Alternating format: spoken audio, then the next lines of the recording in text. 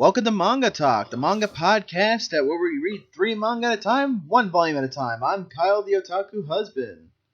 And I'm Matt. And this week we are reading Hiroyuki Asada's Tegami Bachi, Volume 5. Matt, this one's a good one. What are your predictions? It's a pretty good one. I think that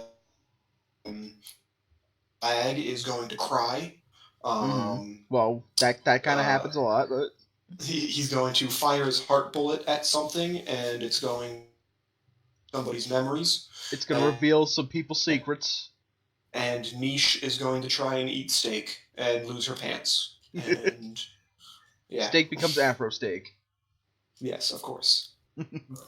All right. We start off at Chapter 15.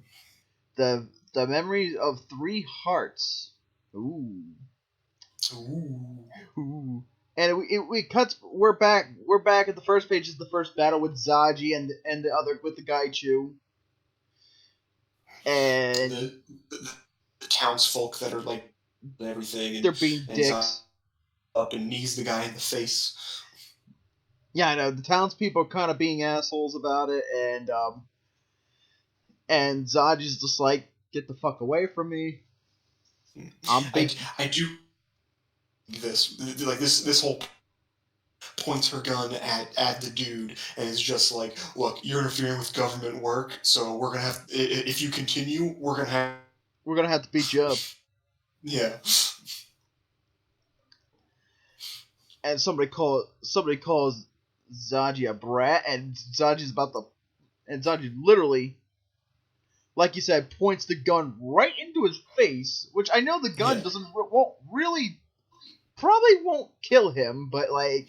Hey, remember, Zaji's heart bullets are malice, which means they hurt people. Oh, so you're right, so hers could actually hurt. I don't know about kill, but they could hurt. He could probably get some brain damage, at least. Yeah. I mean, at the end of the day, she is firing a sawed-off case, so... Yeah, exactly. Yeah, it's like... Yeah, she basically says, asshole, don't push your luck. Yeah. I love Zaji. If you get in my way, I will kill you. Yeah, I love Zaji in this. I remember last one, everybody was like, where's Zaji? Like, oh man, I miss Zaji. I wish Zaji was here.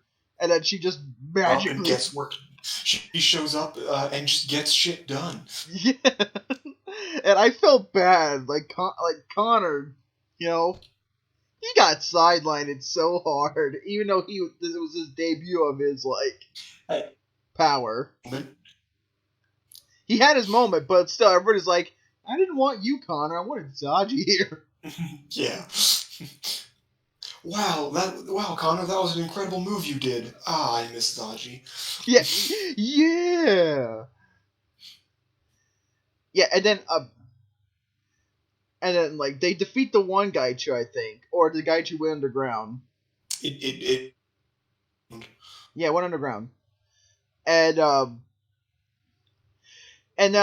everybody, like, Zaji and Lag are talking. I mean, and Zaji's pretty much like, seriously, you can't manage without me, like wow, like this is what everybody's thinking in their mind, and she just literally blurbed it out, like yeah, I'm awesome. Yeah, it's like we better be's here, and neither of you can do this without me. It's like, yeah, like it's like, I'm awesome. Tip your waitress. Yeah. Then we got the giant bag of lead. Yeah, the giant bag of... What's going on with that? Yeah, like, we need to deliver these letters now. Yeah, and I can explain that later, but right now we gotta deal with that. Yeah. And we know that the girl that Lag was with before, that his heart was also eaten by the Gaichu. Yeah, her father's heart was eaten by the Gaichu. And Zaji can really sympathize with her. Yeah, that's kind of Zaji's backstory as well. So she's all like, all right, we're dealing with that thing. And in destruction. She knows the best way to kill the Cedar, which is the guy that they're fighting, and she comes up with a plan to. Connor's got to do his Kibaku with the Force Underground, and Zaji's gonna keep moving with Otoge. Yep. And it's up to Lag to hit the weak point as they're like distracting it and whatnot. Yeah, make it cry out for the girl's sake. And they're just like then they kind of just like like break, and they go and they're pretty much like hands in, break. Yeah, and I love this where you see Zaji's like dingo. I don't know whatever really is, but yeah, I guess the panther. Yeah, the panther. I forget her name. It like it's helping Goss. Yeah, it runs up. It finds the locations to dig, and then Goss comes up and like digs underneath it, and then you see Connor comes up and he does his whole like Heartland Vine set, and I love like every time because like you see the progression of him going, and it's like first he's putting it down, it's fine, it's still, and he's like third time he's on the ground, last time he's just like completely. He's fainted pretty much, like. And I love that as he's talking, it's just like. Landmine set, landmine set. He's struggling to get it done. Yeah, he's basically like landmine set. Yeah. He says like he explains that his landmines are his shards of his appetite. His shards of appetite. And he's like, when this shit's done, I'm gonna eat till I explode. Apparently, he fuels with his own hunger. Yeah. Interesting. I don't think anyone's ever had a power like that before. And then when he activates Kibaku, Goss is just right there. It's just like, like yeah, that's what happens. My job. I did my job. I'm good. And then the Gaichu kind of like comes out of the ground like, fuck. Yeah. It's like the fuck did this shit happen? I was just here gonna consume some hearts and leave, and now I gotta get blasted out of the ground? To hell. Who are these goddamn bees with their goddamn noise? What are these bees doing in this motherfucking day on this motherfucking day? Why can't I just eat the letters? I just want to eat the letters. Oh my god! If that Gaichu was voiced by Samuel L. Jackson, that would be great. It'd be absolutely. And Zaji fires Altoge, the blue thorn. Yeah. It gets it right in the face, man. And then it's all. But the guy creates such a ruckus it knocks Lag off his feet. Who would have seen that coming? I know. I just kind of wish Lag had like little spikes on his like a spike on his shoe just to keep him like just stomps on the ground and just makes him stay there. To be his fault because the Gaichu hitting the ground causes the entire ground to. Yeah, I know. And so yeah, everything just falls. But yeah, like you'd think they would have like some kind of like cleat. Yeah, get firm footing. Yeah, get some to keep them because they got amber ground's is not snow and grass and shit. It's mostly rock. Yeah, mostly barren landscape. It's basically rock and barren landscape. So you'd think cleats would be like the standard. You would think. You would hope. But so you see the bag of it falls into the hole, and Lag's like, "My job, I gotta go take care of that." So he jumps into the hole. Yeah. Yeah, he jumps in the hole and gets the letters. The feeder shoots its face, and it wraps people up, and then it just kind of consumes their heart that way, which is interesting. Yeah, we never saw somebody. We never seen a Gaichu actually do somebody in. You know what I mean? Yeah. I guess it's what's her name? Anne. Yeah, Anne. Yeah. Yeah, she's captured by it. the cedar just trying to eat her heart. Yeah. And like, look at that! It's just like, it's like, this looks like something that would come out like from like Akira, just like. Blah. Yeah. That's what I first thought. I was just like, this is some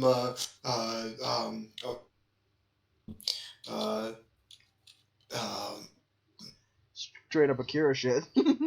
Like when Akira shit, but when Tetsuo started becoming like the big blob thing with his arm, and like he crushed his he basically crushed his girlfriend in it. Yeah, when he becomes the big blob baby. Yeah, the big blob baby.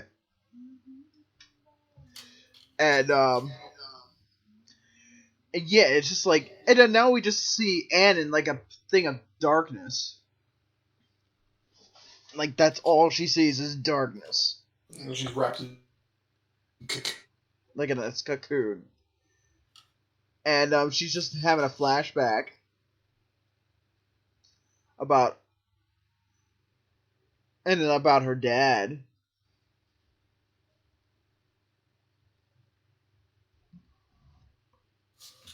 And her dad was apparently some like kind of a crybaby a little bit, like kind of like Leg. You know, like everyone in this show cries. But I do really like this like panel though, when she's like when she gets like wrapped up in the cocoon and everything, and you see her like in darkness, and it's just her, and then like the it's like there's like little there's like it's just like sparkle. It's like that sparkles, and it's like it got the sparkle. I wonder how that everything like just that sparkle effect. I want to know how that was done. That part I don't know if that was just like screen tone added in or what, or like this was actually done like done by hand or digital, or I don't know, but like at this point that's amazing. Yeah, it looks really nice.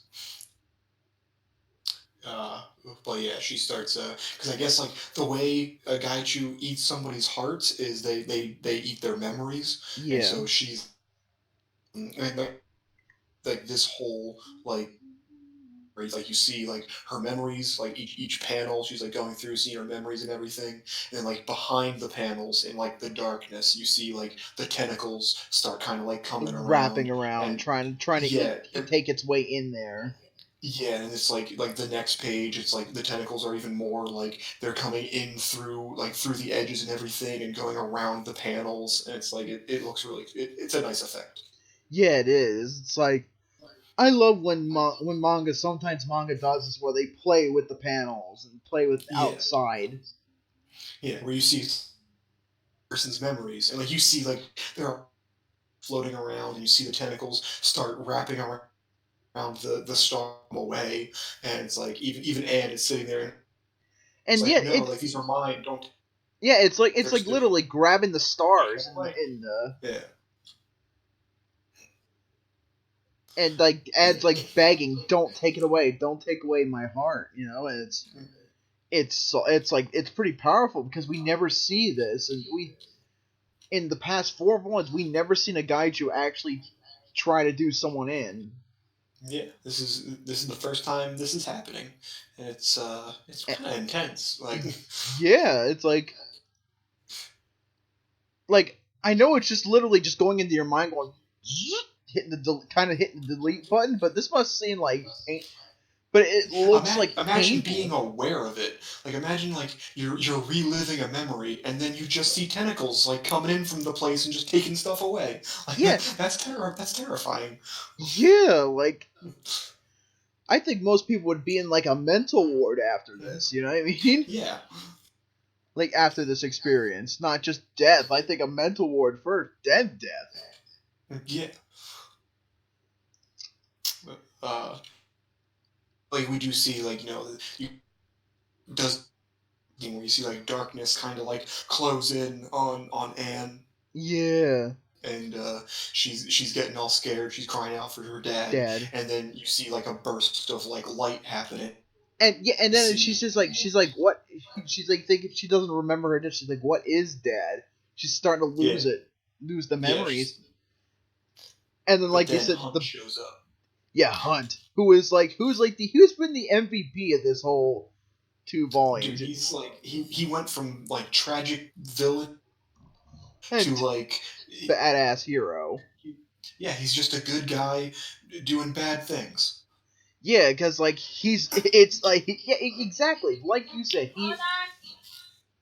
he is a good guy doing bad things for the sake of someone else. Yeah. Okay. And I love that. Yeah. I'm just a little confused.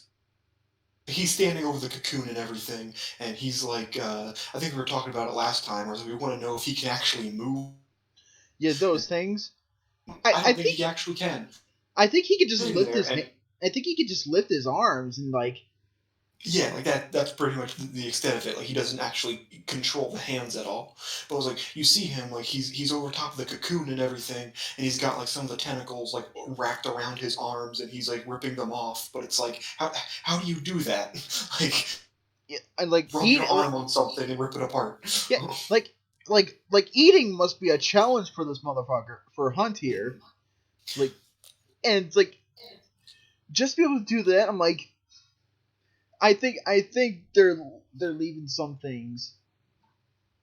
Where you going? but it's like, I think it's leaving things like using your suspension of disbelief. Yeah. At that point, you know what I mean? Like, he could barely move his arms in the first place, and now he's like, whoa! Yeah. And Sarah's like, Hunt, no. Yeah, she cares about him. Yeah, I know. Even though she was basically bitch slapping him like half the time last one. Yeah, and now she realizes, wait, no, I do love him. Yeah. But Hunt by the tentacles, and now there's 2 people being attacked by it. And but then Zaji shows up to save the day and everything. But unfortunately, her attack a whole lot of anything. Yeah, it looks cool, but it's just like her attack barely did shit. Yeah, like she at it, or I guess she's like it's still like glow and like charging up, and then she has her what she shouts, "Cry out, my hate is got it." Yes. Where's the shards of asshole guy? I mean, yeah, right. I think he would do some damage. Cry out, asshole. Yeah. Oh man, but yeah, she kind of shoots it in the face, which I figured would be a weak point, but I guess isn't. No, it's like like I think that's like an armor. I think their face is like armor most of the time. Well, yeah, but like the face is kind of opened up, and the tentacles are coming out of it, and she shoots like into where the tentacles are coming out of. And I feel like that's like a vulnerable spot. Yeah, that's true. Like you're literally firing it on the inside. I mean, you think it would just kind of like swallow it and then explode. Yeah, I mean they've shot things in the face plenty of times. But yeah, she was just different. Yeah, but and we kind of see memories. Yeah, like a little bit. We see like that she's like holding on to some soup. Yeah, I guess like her parents are sick or like. Well, because like they were attacked by the Gaichu, so they were like they're slowly dying. Yeah, because like what happens with the Gaichu when you're attacked by a Gaichu, you lose all the ability to eat, speak. You're just basically a husk, a living husk until it slowly kills you. Yeah, and you just wither away to nothing. Yeah. Like I guess this is someone else is like seeing this or like talking about it. I guess. Yeah. And they're saying that's like why is she there? Like her parents aren't gonna. She's sitting there with a bowl of soup in her hand, ready to feed her parents when they wake up, but then they never did. Yeah. And Zaichi never, even once. Yep. She's the anti-lag. Yeah. That's the best way to describe her. She is anti-lag. Yes, she's everything Lag isn't. Yeah. But everybody seems to love her anyway. Yeah. And but not Connor. No, fuck that fat asshole. Aw. Aw, and he's like the nicest guy, too. Hey, he didn't tell Lag that that Gaucher was missing, so it's all his fault. Yeah, He's actually he is kind of an asshole for spoiler that. alert. Yeah. Connor's actually a big bad evil guy. Oh my god. He's the ultimate bad guy. And we would have never expected it. I sure as hell won't. But when it happens, because it definitely will, of course, obviously. That would be interesting though. The character you never expect be the bad guy. Yeah, I mean. Yeah, it would be nice, for anime and manga to do something that you don't expect. Yeah, exactly. I shouldn't this manga too much shit. It has gotten me by surprise a couple times. Yeah, especially with its lore. Yeah, but and so now Zaji ends up getting attacked. Yeah, Zaji's now covered with the tentacles. Hunt's covered with the tentacles. Ant's always been covered with the tentacles now. Yeah, apparently this thing can eat 3 people at once. So why just like take out an entire town? But yeah, this is what. Yeah, it's not now. Now it's going into Hunt's memories, and apparently he was a sideshow attraction. Hunt was, so her and Sarah were like sideshow attractions, and it kind of shows how they met. It's kind of like I'm a little.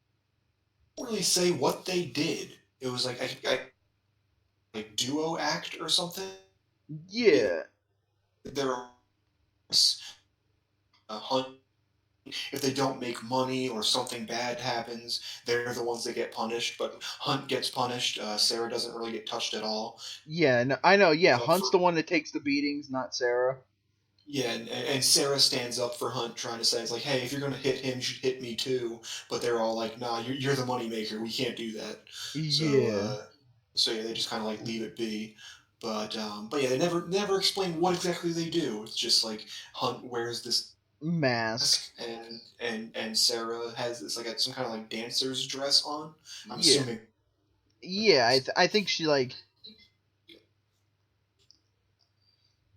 Yeah, it's basically like a sideshow caravan carnival type circus type thing they do. Yeah. And Sarah revealed that she's saying goodbye because apparently she's gonna run away. Well, I thought she's going to be sold. They're selling her to. She wants to run away. She asks Hunt if they want to run away or whatever. Yeah. Because apparently after the next show or at the next town or whatever, they're gonna sell her. They're gonna sell her off because they gotta make money somehow. Yeah, they're a traveling circus that's not making any money. Yeah, apparently she met the person that she was gonna be. Horrible man, and she's like, if I have to work for him, I'll definitely be killed. Yeah, and tragic nonsense. Yeah, all the tragedy of their relationship, and yep, Hunt and Sarah kiss. Yeah, they have their moment, their romantic moment. Yep, the reason why they actually do love each other is just Sarah's the one that lost her way. You know what I mean? Yeah, they were all. Yep. And then and then now they found out the main attraction of the show is dead. Big, weird monster-looking thing. Yeah, and then we see Hunt kind of hiding in the corner, in the dark corner. Yeah, and everyone's complaining because. We already paid all this money for this thing, and now that it's dead, we're they're like, who wants to pay to see a corpse? Yeah.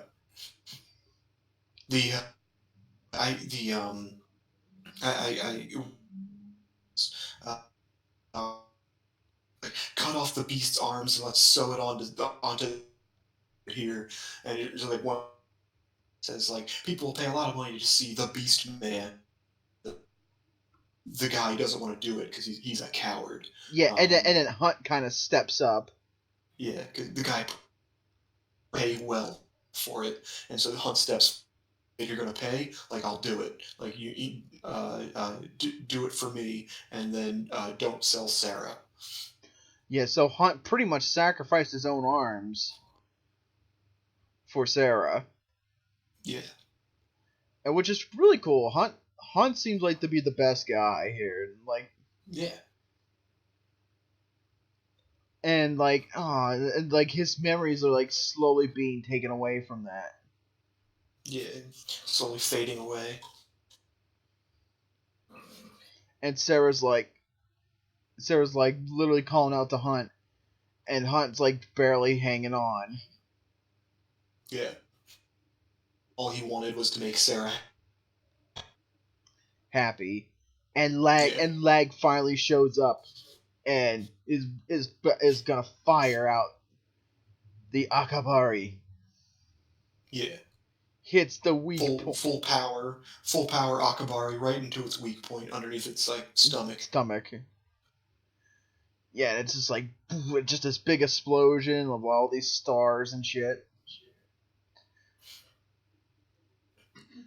And so I guess if that Gaichu was killed, the heart, from what I'm hearing from Connor, the heart returns to people. Yeah, it's like everything else returning to everybody. Yeah. But because Lag's heart bullet, like the memories of things, that's memories of that Gaichu or something that were eaten by. We see Gaucher just there with Rhoda, and everyone's all like, "What? It's Gaucher," and that's it. That's when chapter 15 ends. What a cliffhanger! Yeah, but Gaucher's alive. Yeah, we know this. Yeah, we know that Gaucher's still alive. He's kicking. And I know now we're at chapter 16 of volume 5. Second chapter of volume 5, chapter 16, the entire series. The man who could not become the spirit. Ooh, spooky, scary. Spooky. Oh. And we see at the top of the page a bright light shines after the Gaichu was crushed.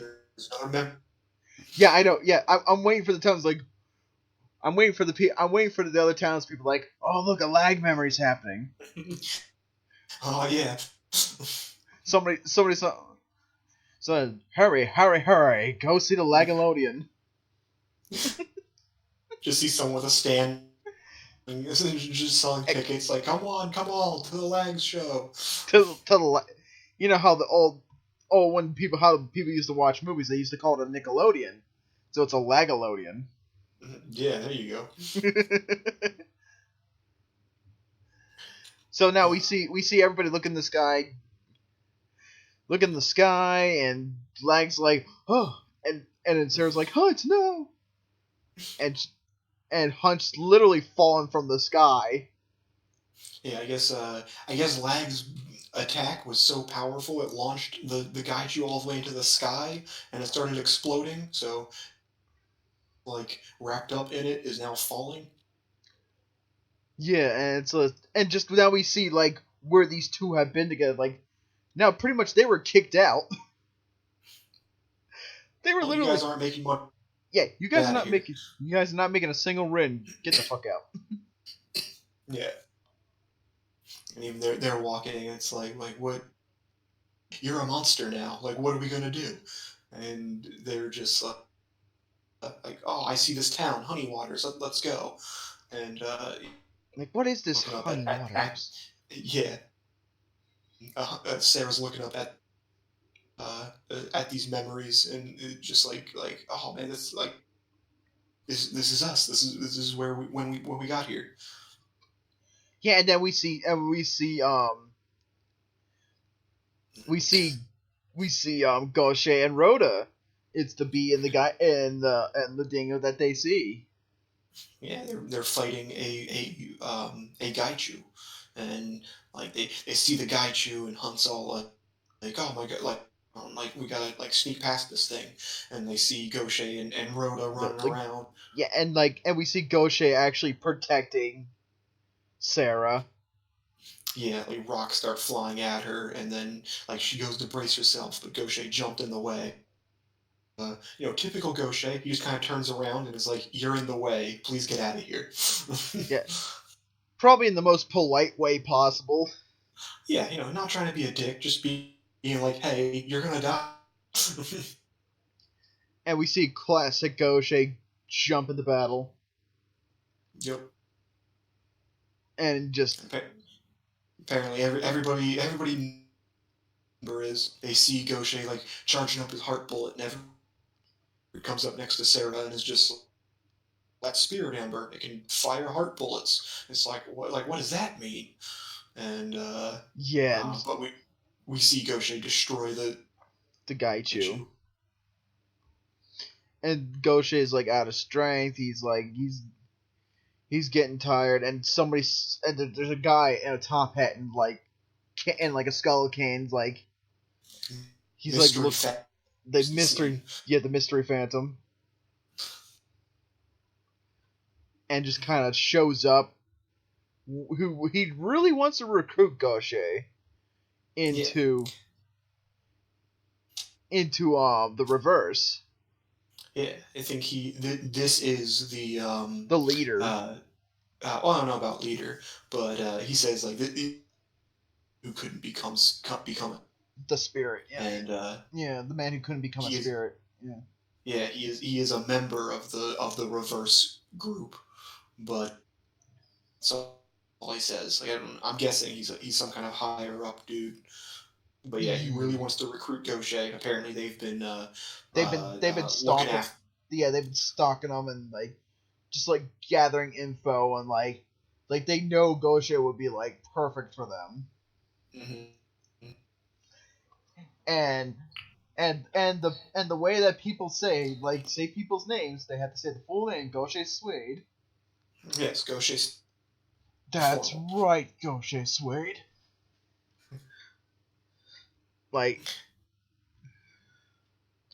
And he's like, I've been following you for many, many years now. And Goshe's like, the hell? Yeah, he's just like, is this some kind of invitation? And he's like, yes. He's like, I don't want to. He's like, Goshe just turns him down. He's like, nah. But we kind of see the guy's face a little bit. It's kind of creepy in a sense. Oh yeah. But that makes sense for a guy like him, though. I did. First, I was like, oh, this is gonna be like the director, but he's in his evil man, and that's gonna be the big twist. But then when you see his face, it's like no, it's another creepy dude. If it is the director, he's got a great plastic surgeon. At all. No, he's got Dr. Thunderland. Remember? Oh yeah, yes, of course. Maybe he's Dr. Thunderland's son. Yeah. But and then we see Goshe say his catchphrase, a letter B is entrusted with his people's hearts, and he's not gonna throw that away. Yeah. And Rhoda's like, woof. Yeah, arf. Arf.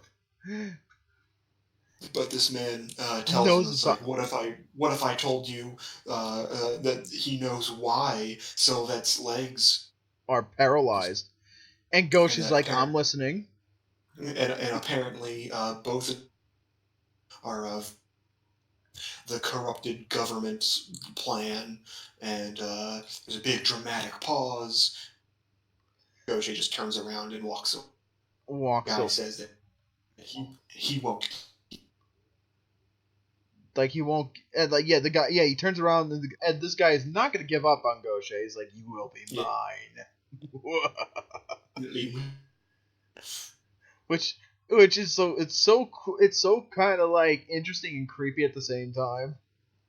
Yeah, I already like this man. Yeah, He's already shaping to be a villain. good villain. So I mean, yeah, I'm all in a about this. manga that doesn't really have a villain too much yet. Yeah, I mean, so they're far there really they're hasn't been a villain. they're so far they're trickling in, I would Yeah, say, and it's good. I'm. They're not revealing the main villain right away.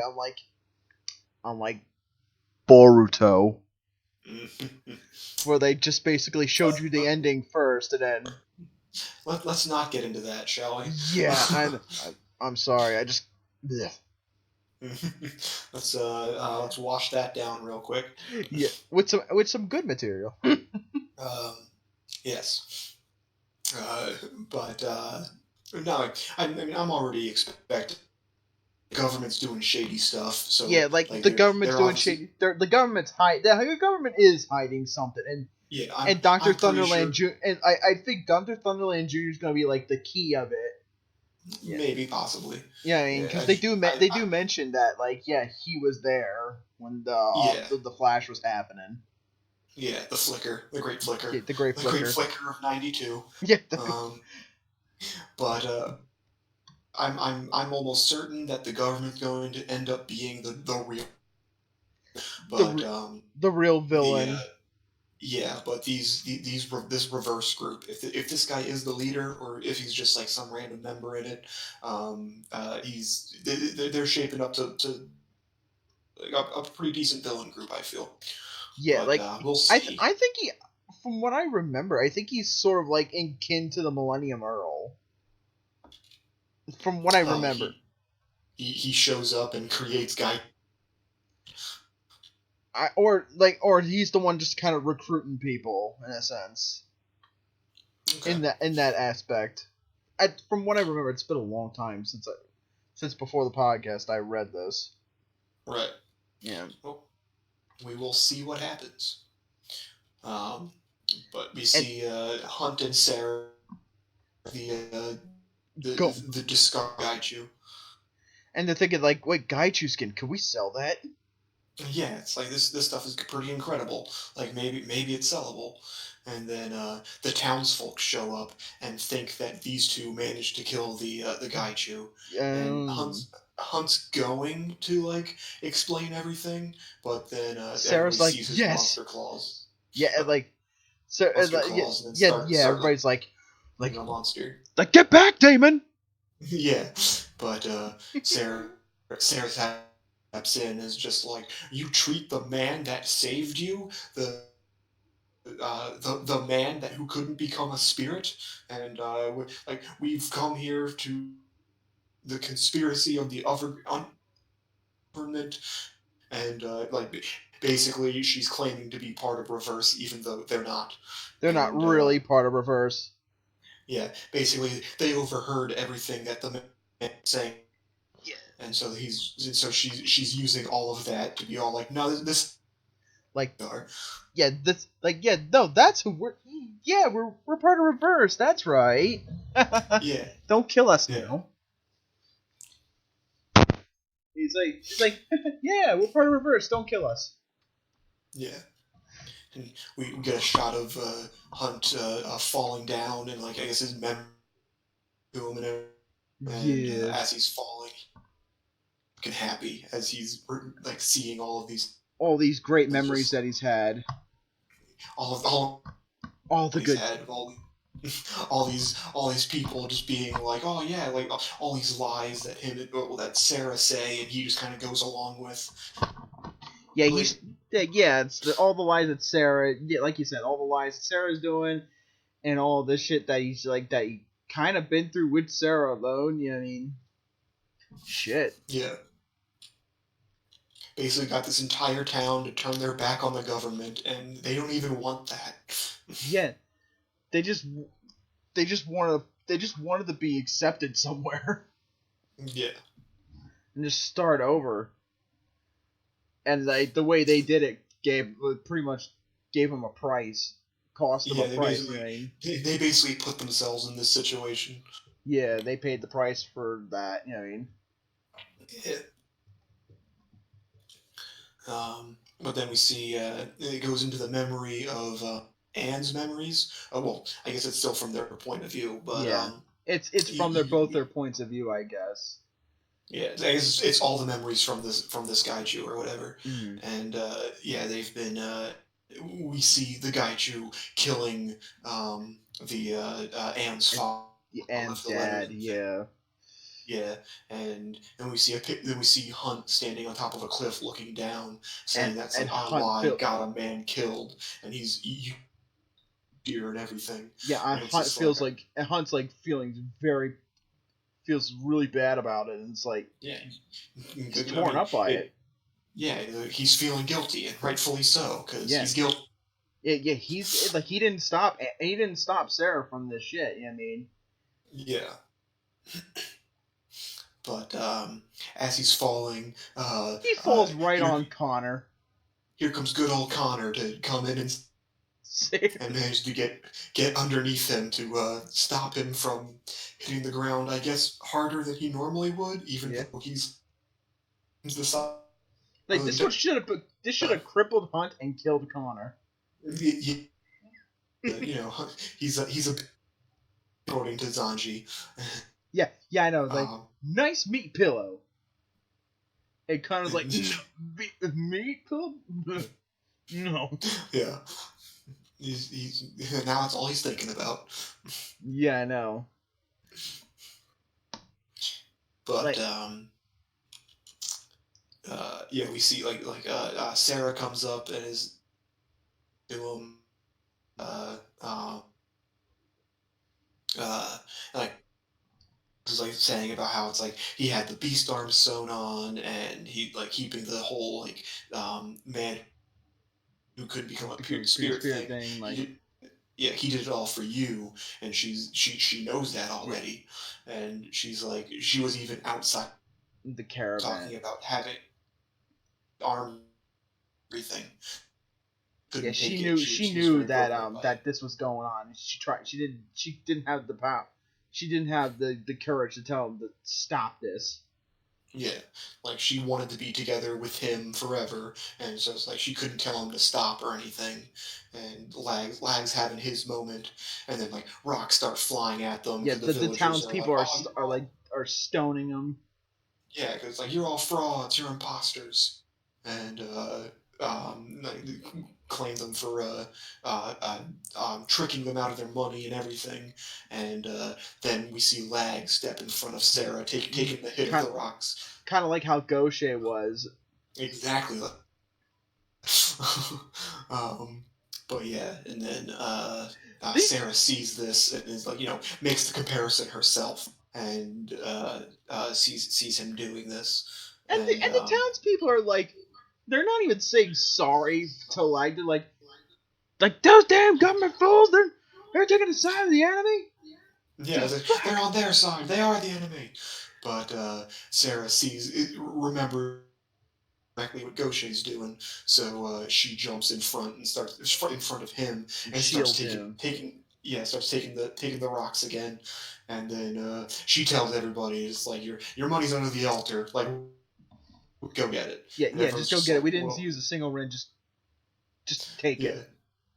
And they're right. Screw this then. They just leave. Yeah. Everybody kind of goes fucks off and like, I want my money. Like, yeah. Like, I bet you there's gonna be one guy that's gonna be like, there's like 5 rent for you and the rest for me. Yeah, it's like 1 for you, 5 for me. 1 for you, rest for me. Yeah. I know that's gonna happen. Like, we don't see it, but of course. What happened? Right. They're like, right, hey, under the altar. Like, she just said that. Yeah, I guess they're getting the entire crowd in, so they're gonna go.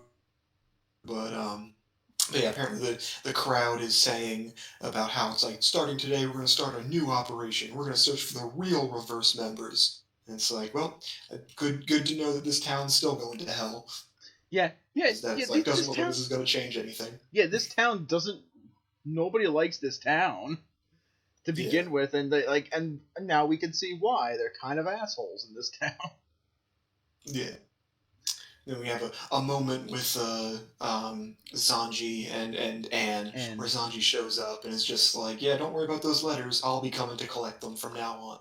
And Anne does her whole, like, how old are you? You're 14? Well, I'm 14 too. Well, I guess that's something. she's like, and she makes a quip at Legs, like, well, I guess you're bigger than Lag. Yeah, like, And Zaji but just gives then, kitty eyes. yeah. And then apparently people call out for Anne, the original townsfolk, whatever that means. They all come out because they're worried about Anne, but so they see that she's. I mean, everyone's feeling good. So it But shows that everybody in this town's not everyone, complete assholes. yeah, I guess all the new people, I guess the non-original people, are all the people that like Hunt and Sarah brought in with their like speeches and whatnot. Yeah, And that could be the it. original towns, the original like didn't want any of this happening. Are the people that show up. Yeah, and she, like, this is the first time somebody did not call Lag by his full name. She just calls Lag boy. Yeah, just keeps calling him boy. Like, thank you, boy. Thank you. Yeah, Like, and now she actually likes letter B's, and she's like, thank you to all B's. Aww. yeah. And then we see someone from the sky. It's a bird. It's a plague. No, it's Lag. And it's Niche and Steak. Yeah, good old Steak. Good boy, Steak and Niche. The hero that we needed. Yeah, the hero that not just needed, we all wanted and needed. We love Steak. If that's not clear enough, we all love Steak. Everyone loves Steak. And I just love like that Niche is basically on top of Lag, and she's giving him like the stink eye. Yeah, she's whipping her hair around and everybody like around and everything, and it's just like her hair's like bitch, please move. Yeah, it's like this is my zone. This is like this boy's my man. This is a no enemies allowed zone. Yeah. And she's like, hey, Lag. Yeah, and I was worried about you too, but it's okay. It's all over. We're done. Our work is done. And like we see now, the nice area how the town looks, and everybody's kind of going off, and now like Zaji's riding with Connor. Well, Zaji's going off to her next delivery, but I guess like Anne's like kind of like tagging along or just like holding Zaji up or something. I don't know what's going on with that, but yeah. Connor and Lag and Niche go their way, and Connor is taking. Oh yeah, Hunt and Sarah somewhere. Yeah, they're gonna take him to Dr. Thunderland. Dr. Thunderland told Connor to capture any rare creatures. Yeah. So he can get his jollies off on a hunt. Yeah, and Hunt's even like, what do you mean? But like he's like, what do you mean capture? Yeah, but it's like it's gonna be okay. We can start over, and it's like we'll have Dr. Thunderland like look at your arms and everything, and see if he can do something about it. Like I love this with Hunt and Sarah. Like, oh yeah. Like I like that they're redeemed, that they got redeemed. At the end. Yeah. Yeah. About like I think it was. I think because like in the previous chapter, in the previous volume, like moment where it's like even Hunt was saying that it's like we should stop, like this is wrong. Yeah, like Sarah was just like no, like like this like beyond like yeah, like this is for us. This is for us to start anew and. Well, not even that. She was literally this or nothing. Yeah, she was literally abusing Hunt. It's like a one-sided relationship kind of thing where Hunt loved Sarah, but Sarah did. Yeah. But now it's are actually in love. And I don't know. I feel like it's kind of just like It's one of it's kind of it Sarah. feels like it's a whole 360. Yeah, Sarah lost her way. I mean, Sarah was once in love with Hunt, and then saw Hunt as more just as a means to an end, and then and then went back to loving him again, type of thing. I guess I guess that's the best way you could put their relationship. Yeah. But I do I like guess. that they did get redeemed. Yeah, I mean, it's not like it's not all tragedy. And then after we see them, we see Niche and Good Boy Steak looking up in the sky. It's like thinking it's Fluffy. Yeah, well, there's some I guess oh, like the I don't know, like dandelions, I guess, like flying through the air. Yeah, dandelions. And Lag's thinking about the reverse and what do they got to do with Goshe? And so they couldn't find the real man who became a spirit. So their delivery was a failure. But Lag thinks that he's that they're close to finding Goshe, and then we see a mysterious man pops up in front of Lag. While Lag's holding the letter in his hand. God damn it, boy! Put it in your pocket or something. You are the worst at this. You're worse than you're just as bad as people in Blazer Drive. Really. With important stuff, with important items. Yeah. That isn't pants or soup. Yeah, exactly. But we see this man grabbing, and Lag looks up at him, and it's Goshe. Which Goshe looks say his new outfit looks cool. His new look looks pretty badass. Yeah, I know. And we see Lag looks like he's about to go into tears. Like usual, but. And then we see Niche talk about the look, there's a river on near here, this is where we gotta go. And Steak is like, and she's wondering where's Lag? Yeah, Lag's not there. And then we see somebody in the distance say, "A dingo's you're a failure of a dingo." Yeah, and they're dingoes are supposed to protect their employers, and then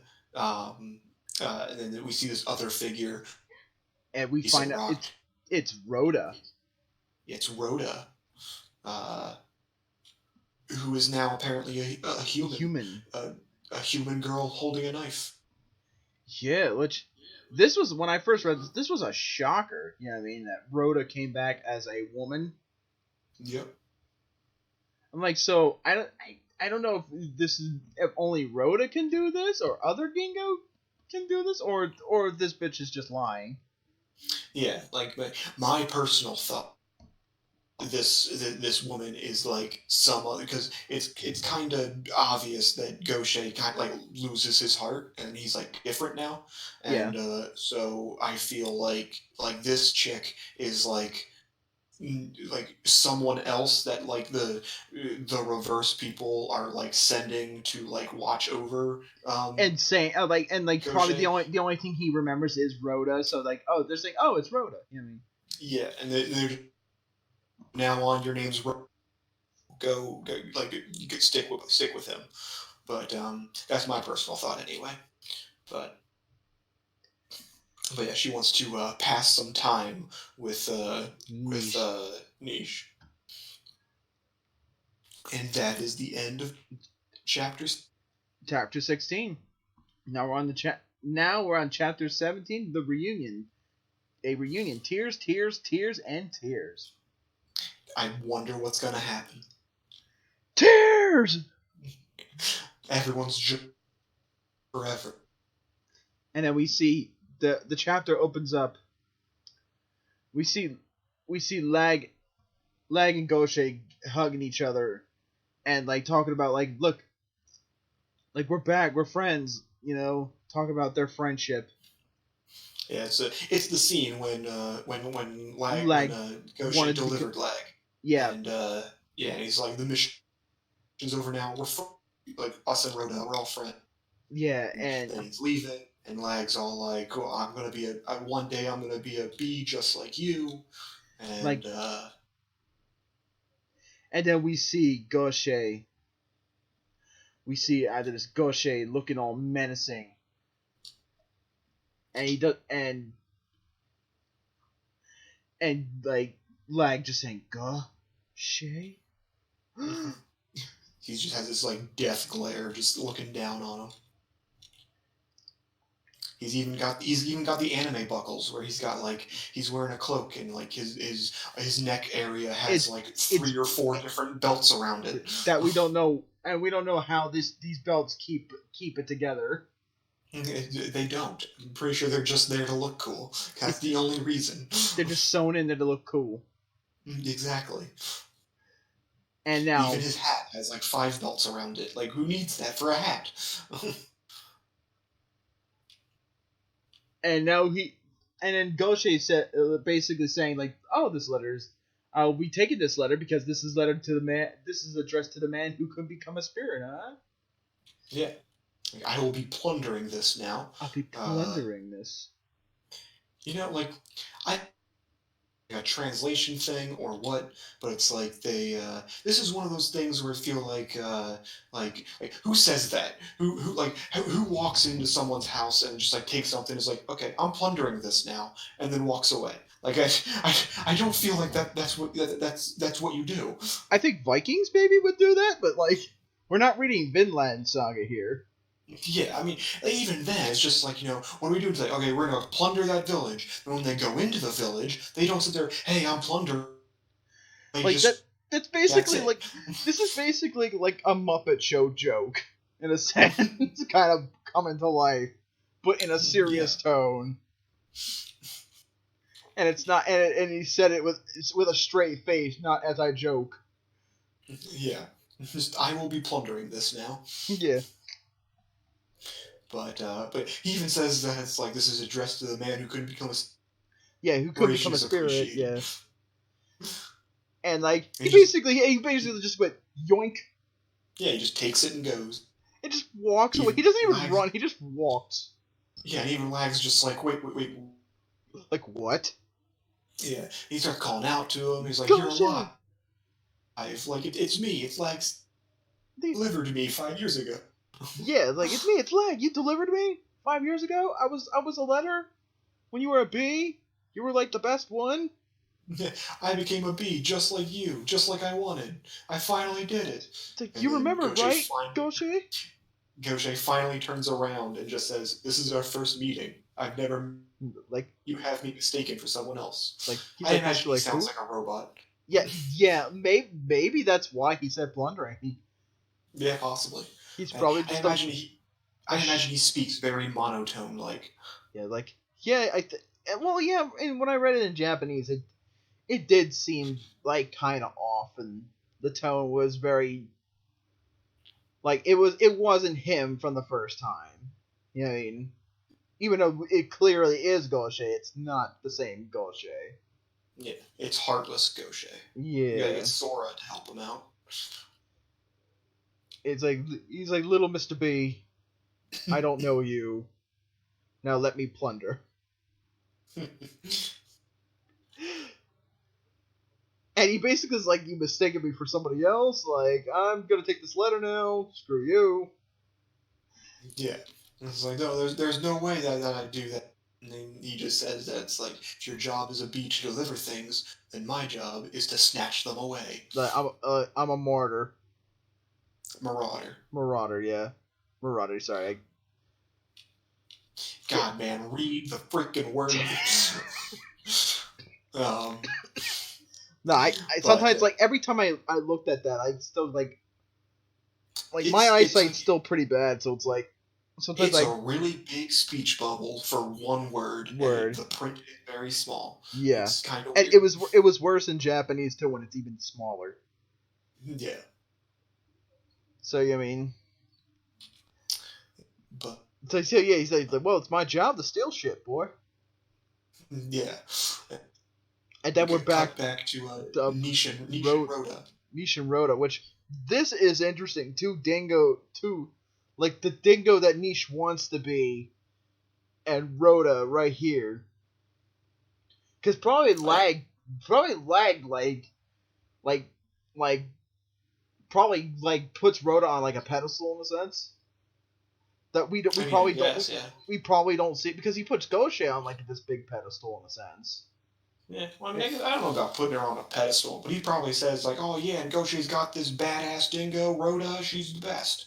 But yeah, like she even says like, "I'm not a failure as a dingo." Yeah, but then, yeah, like Niche became Lag's dingo. Niche is the only one who is Lag's dingo. Rhoda's having none of it. Yeah, Rhoda's not having any shit, and Steak's like, "Oh shit, she's gonna stab me." Rhoda even says like, "I don't understand you." Yeah, and I just love that Steak's like, "Oh shit." Yeah, he's like, "Oh god." He's like, "I say." Like, not the face. Like this fight between Rhoda. Yeah, they're jumping from like stone pillar to stone pillar. Lag slap. Like Niche got her dagger. Yeah, like Niche is just like slashing rocks. Rhoda's literally doing the sword walk trick, but on top of Niche's hair. And Steak's like, "The fuck." I just love that. Steak's giving some reaction shots that are kind of good. I mean, I don't want to like sit here and be like, "Oh my god, probability and like real life physics, blah blah blah." I'm sure Niche's power is to like control her hair and whatnot, and then we have the like standing on top of her hair, and like she's just kind of like I guess it's happening quickly and everything, where it's like she looks up, she sees Rhoda sitting there, and then she like shoots more hair at her. But like, why doesn't she just like soften the hair on, and then she just like would fall, like, you know? Just, dude, like an old Looney Tunes gag, literally. Yeah, but for whatever reason that doesn't happen. She decides to attack with other strands of hair, and Rhoda just kind of jumps away and gets out of it. Kind of just dodges, like Dragon Ball style dodging in a sense. Yeah. Then we have a bunch of rocks jumping from rock to rock, and Niche just destroying everyone. And then she got right in front of Niche and Steak, like starting to attack, almost slashed her with a knife. Oh, but she did get her. She missed by a mile, but she got a tiny little dot on her forehead. Yeah. Somehow. Anime logic. Cut her with air. Yeah. It's just like, literally, just a little blood splurt. And Steak, no, not good boy, Steak, he falls off the head. And Niche is like, the fuck, bitch? I do yeah, she puts her hands to her head, and then you get her eye, and it's like it goes like beast mode. Yeah. And yeah, she looks very angry. She's like, Marauder?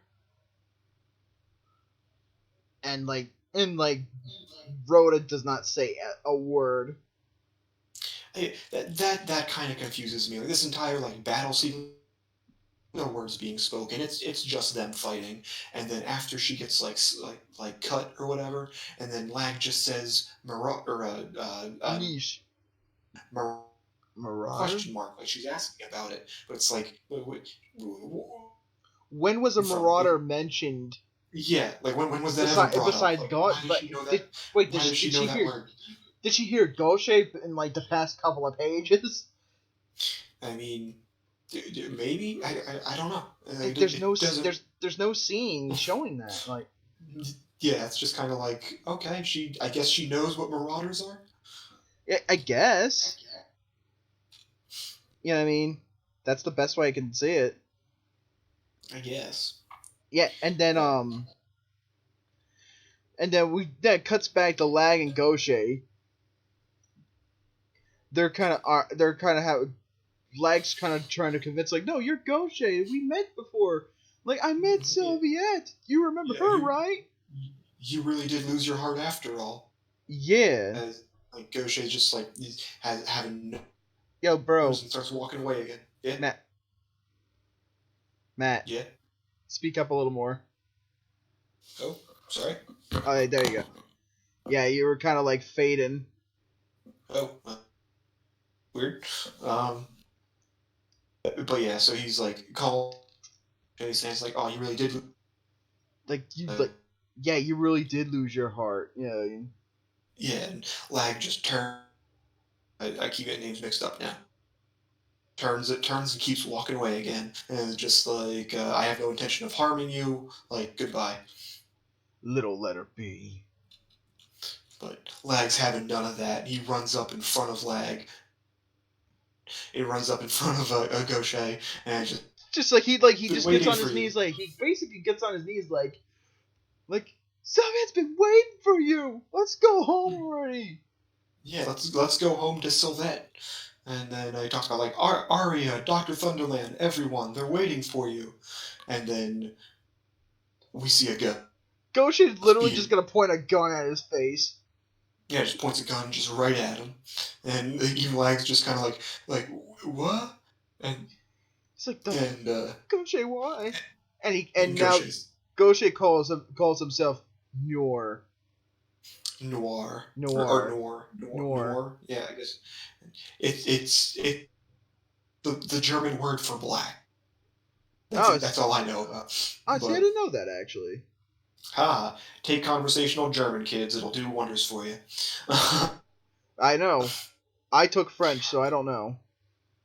Wow. Yeah.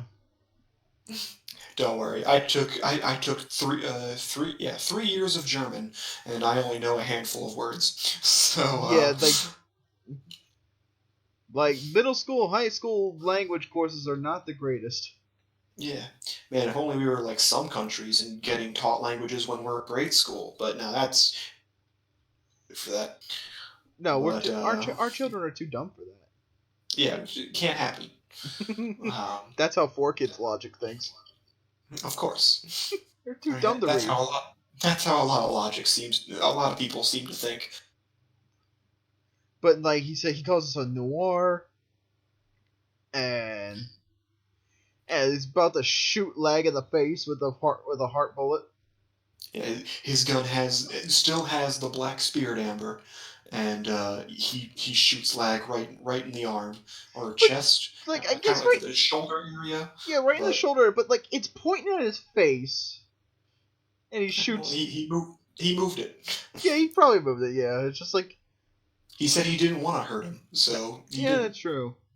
Which this scene right here still looks like Lag trying being shot, and it's like shit. It is. Like, Gaucher just shot him. Yeah, like it's still a pretty powerful scene. Like the man that Lag idolized just goes off and calls himself Noir and shoots him. I guess they never really explain what like they say like Zaji's her heart bullets are shards of malice, so that's why like she can hurt other people where most other people can't. Before Shay was a letter B, his heart bullet was one that hurt people, or like they were like recovery shots or something like that. I don't really remember too much about that. They recovered memories and stuff. Yeah, and but now he shot Lag, and Lag kind of like passes out. But it's like I don't know, like is that just like normally what happens, or is that like Zaji's? Is that what a shard of malice does? Like yeah, like a shard of no memory. You know what I mean? Yeah. It's kind of hard, you know. It probably would do some damage to someone with Lag who has like the ultimate heart powers. Probably. I don't know. And like I love that like when Rhoda's like, okay, I think it's time for me to go, and like it pretty much like Nisha's like, I'm pissed off now, bitch. Yeah, Nisha's like, you fucking cut me. Like I'm mad now. So it's just like, you cut me, I cut you, bitch. And Rhoda starts even taunting her, saying that it's like that was really quick, but like even at full power, that's all there is to you. And Niche is just like, "No, there's more. I got more." She's like, I got more, bitch. Come at me. That's like, are you Niche just gonna abandon your master? Niche basically get the "catch me outside, how about that" type moments. Yeah. And Rhoda continues to taunt her, saying like, you know, are you just gonna abandon your master? Like, it's a dingo's. For a dingo, protecting the master is everything. She's like, you truly are a failure of a dingo. Like, that's just fucked up. Yeah, human Rhoda's fucked up. I liked her like, better bitch, when she used to be a dog. Like, respect now.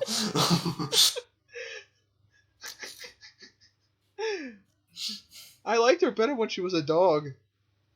Yeah, but we see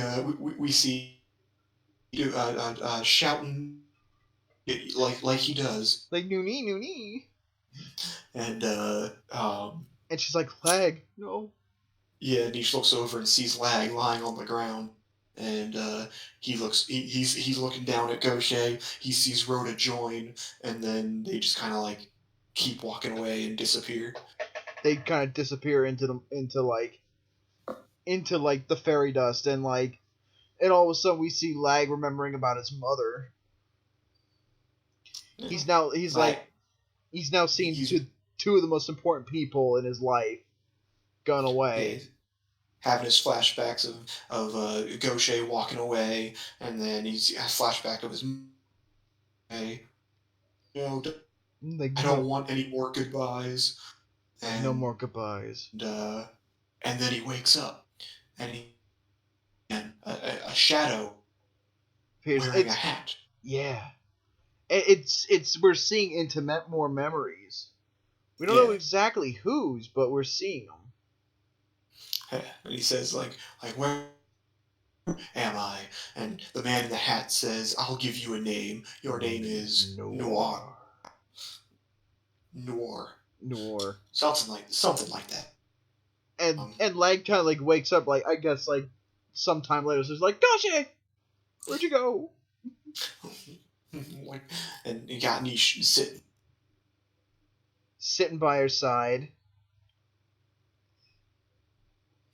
And the Lag's kind of feeling wait, was that a heart bullet that shot me? Yeah, that was a heart bullet, and Lag starts crying. Yeah, like he does. The tears start flowing. And now we're back at Usari, the Beehive post office, and Nisha's got a cool little bandage on her middle of her forehead. The cross bandage, Stakes just sleeping. Stakes just sleeping. And we see Lag giving his report to the director, saying that it's Gaucher Suede has forgotten about all of us, and he doesn't remember anything. Yeah, that's true. He hasn't remembered anything. But they realize wait a minute, they know it's fine, but they knew it was him. Yeah. And Lag apologized. Yeah, Lag's apologized to both the Thunderland and Arya. Yeah, Dr. Thunderland's just don't apologize. We're even closer now to figuring it out. Yeah. And what the hell Gaucher's doing? Yeah, and they ask about the Marauder, and they get means plundering. They're people that are commissioned to take jobs of theft. Yep. And he's explained look, there's been marauders stealing letters and shit like that. Yeah, trying to get government information and whatnot. And they said let's leave the report at that, and let's not make any of this public just yet. Yeah. So now we see Gaucher is now involved now. He might be a villain now too. I mean, Gaucher's now on the dark side. He's on the dark side of the Force. He's on the dark side of the bee. Hello, bee. But anyways, and then Niche is kind of pondering to herself, like she's thinking about what Rhoda said, and she's getting all puffy and upset. And like she's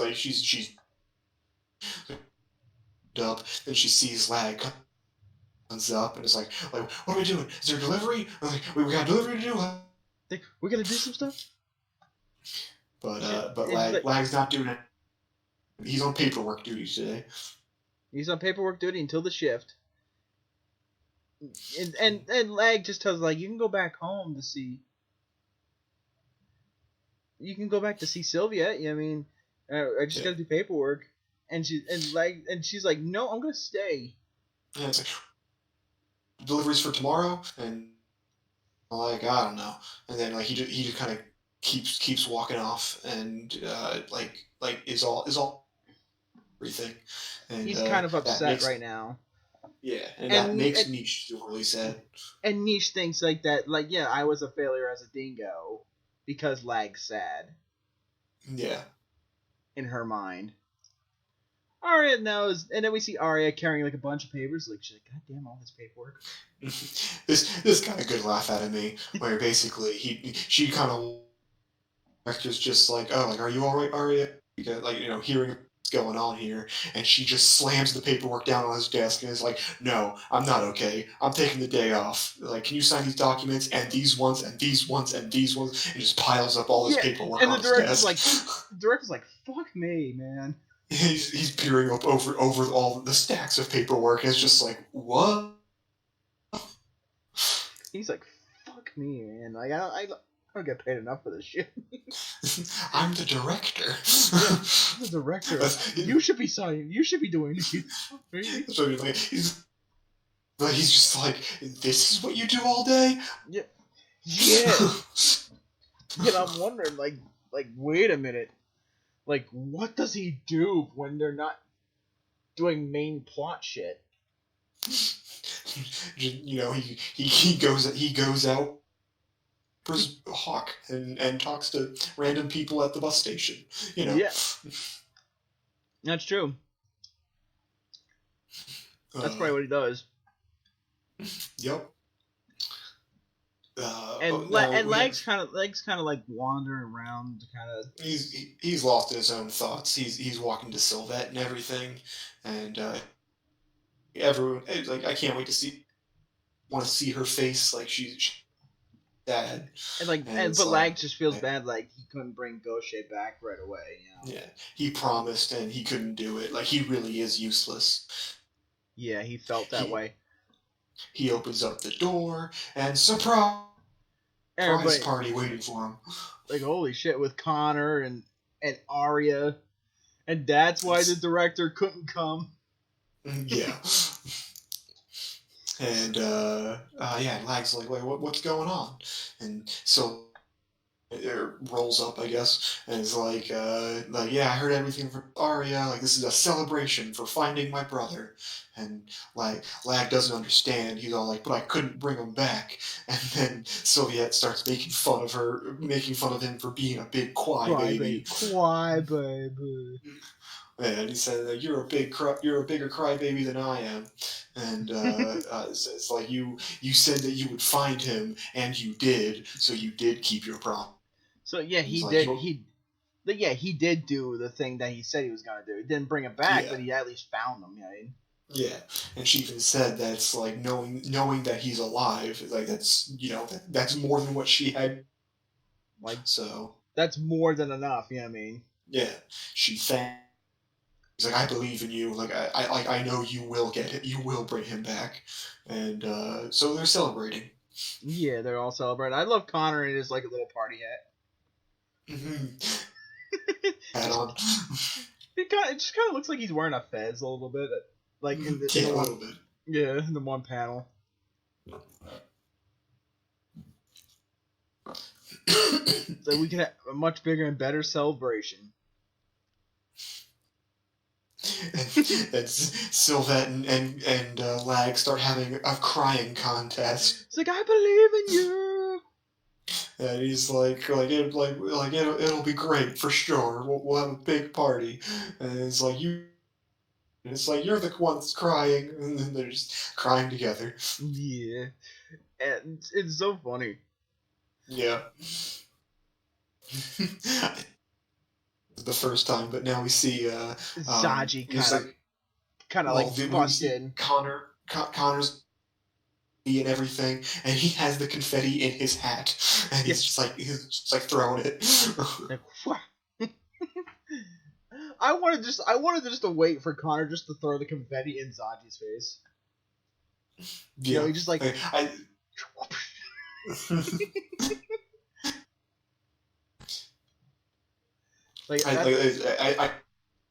time, like now looking at it, I just see like he's holding his hat, and I'm just like, is he just like eating food out of his hat? It's like, oh no, that's the confetti. Okay. Yeah. It's like, God damn, Connor. You know there's plates, right? Yeah, there's a thing called plates and bowls. Not everything has to be in your stomach right away. Yeah. And outside the door, that we found out Nisha's pants. Oh no.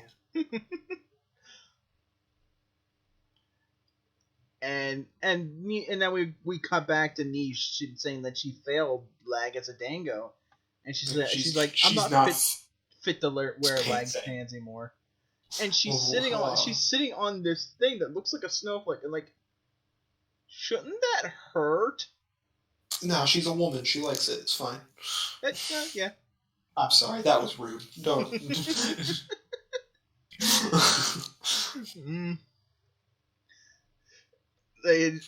Yeah. Didn't want this video to be monetized because it's not. Well, yeah. Well, I think we passed that ship a long time ago with all of our cursing. Oh yeah. That's true. As long as you don't put this up as being for kids. Yeah. Yeah. I forgot to say. This content's not for people 13 and under. Please, YouTube. Even though there's bright colors and shit, it's 13, not for 13 and under. Just get that straight. Not for 13. This is for people 13 and over. Wait, bright colors. It's black and white. What are you talking? If your thumbnail, there's this new thing now. If your little YouTube bullshit going on here. Like, if your thumbnail, their weird criteria about it, their Copa's weird criteria is like, your thumbnail can't be too colorful. Whatever. Yeah, YouTube's gone to shit. So anyway, that's the end of chapter 17. Yeah, that's the end of chapter 17. And now we're in the final chapter of this volume, chapter 18. Ooh. And bread and pants.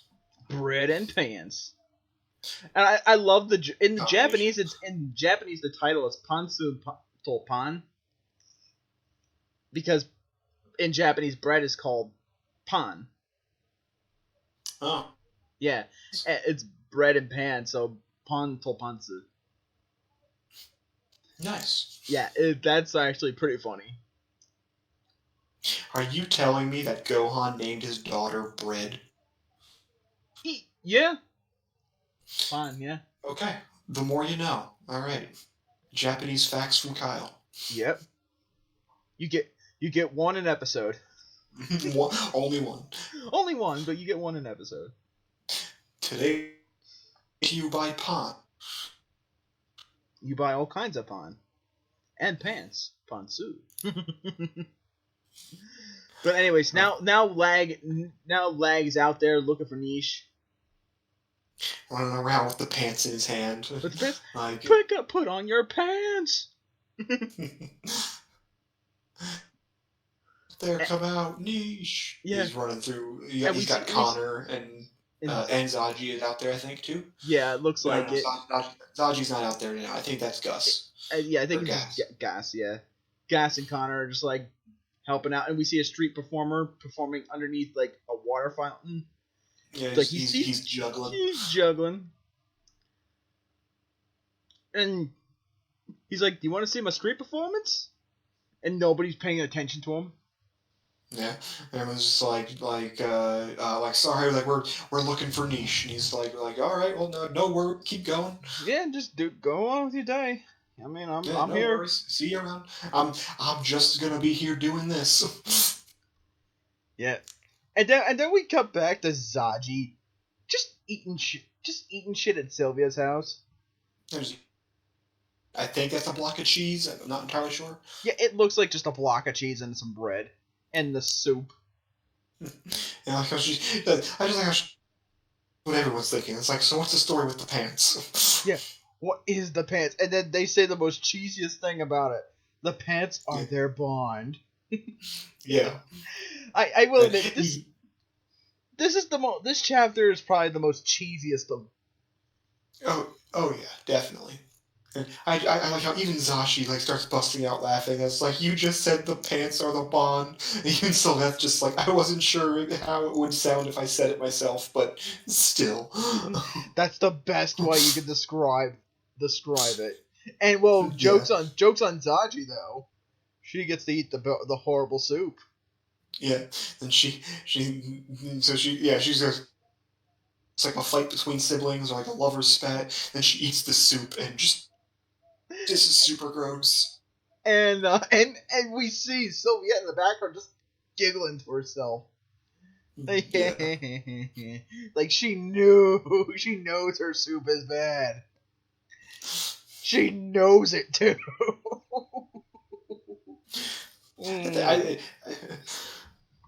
I think she doesn't know that it's like bad. She just knows that like nobody likes it. Like she knows it, but I'm thinking she just knows her soup is bad.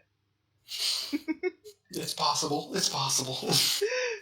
But yeah, so Zaji just like stands up, puts her clothes back, or puts her like overcoat back on, her jacket on. Just like, yep, thanks for the meal. Like I'll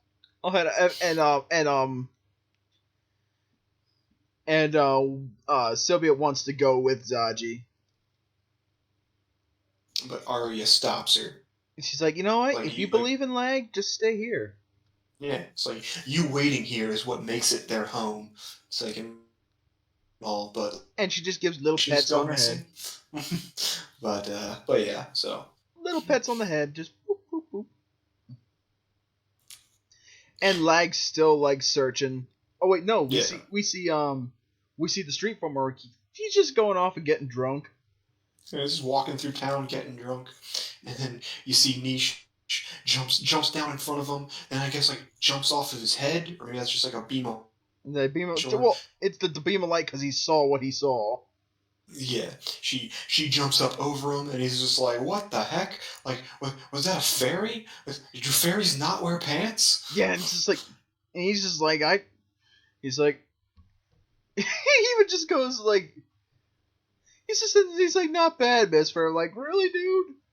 Yeah, he drinking, he's just like bouncing around so high up. So like, that's what I should be doing. It's like I like. He's like, I got some tips and a show. Like, and Niche is now hungry, and and she's thinking about, and now she gets to do her plan with Steak. Yeah, she even sits there and she's just like, "Oh, I was a failure a failure as a dingo, so there's no way I'm going back." And she's like, "At last." Yeah, it's like, so what should I do now? It's like, also, Steak, I'm hungry, so today is finally the day has come where I eat you. And Steak's like, I'm not having any of this. And Steak's like, no. Steak kind of like falls to the ground and starts screaming. And then she's just like, it'll be gross if I don't cook you. We have to find a place to cook you. Oh my god. And Steak's like running. He's like, no, you don't cook me. I think Steak goes, it's like, he starts running. Like he's running, and then Niche jumps after him. But then we go back to that the bakery weapon shop where we see is like shouting at her husband, saying that it's like, "Well, you put the guns.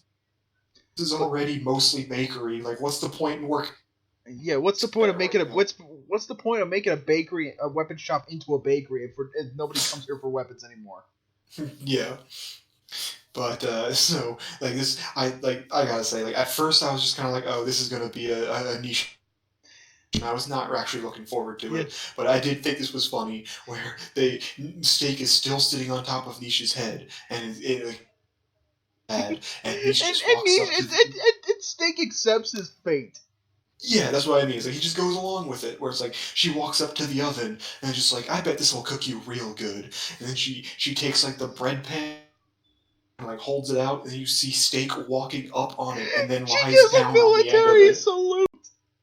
Yeah, and then So does him, Cowboy and then Steak. he salutes back with with tears in his eyes, Like, no. shoves him into the oven. Oh no.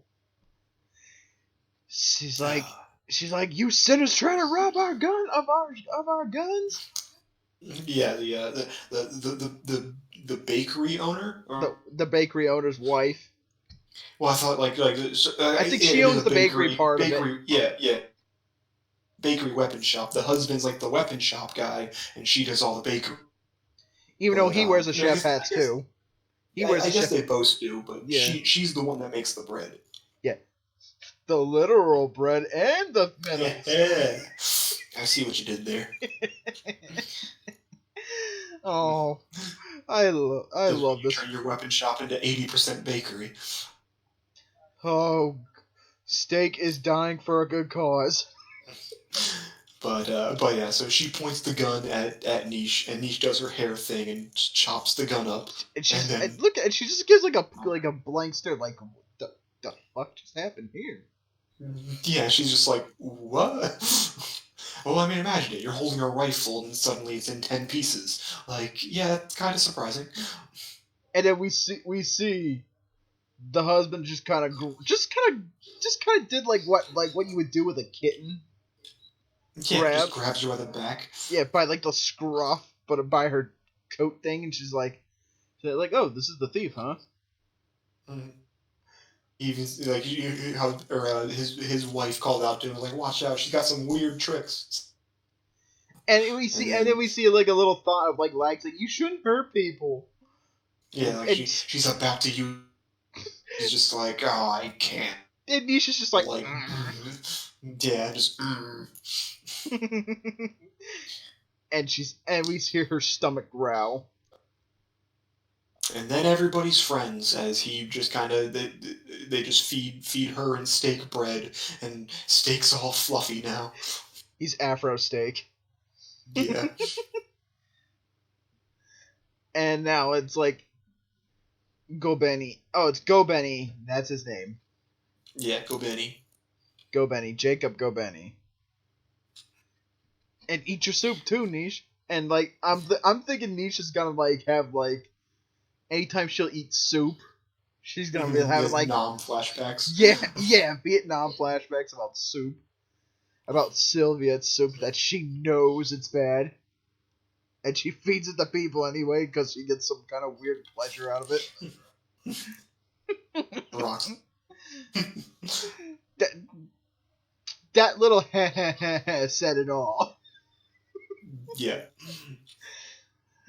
But like, and it like Steak is like, Steak, it's great you weren't grilled too. Steak's like, yeah. Thank God. Yeah. Yeah.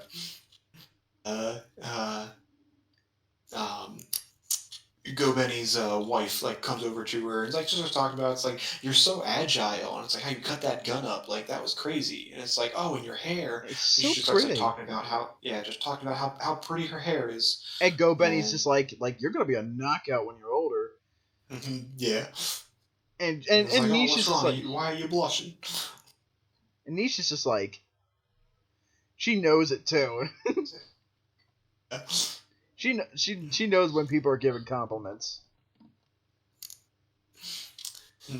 We get into like, because I thought Niche and Lag are, but I guess he just saw like a memory of Gaucher or something. Yeah. But yeah, so it's like they start, Gobeni's wife asks Niche, like, like, why are you out so late? Like, why are you hungry? Where are your parents? And he's just like, I don't got any. Like, Just Lag. Yeah. And it's like who's this lag? And it's like he's the parent that brought you up. And it's like, but like not feeding you anything and neglecting you, like um.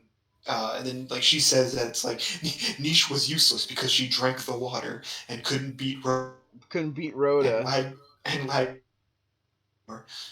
And like cried a lot more than usual. Yeah, it's like Niche has become a failure of a pants wearer, and they look and she's not. And It's like, they actually went down like she's not wearing any pants.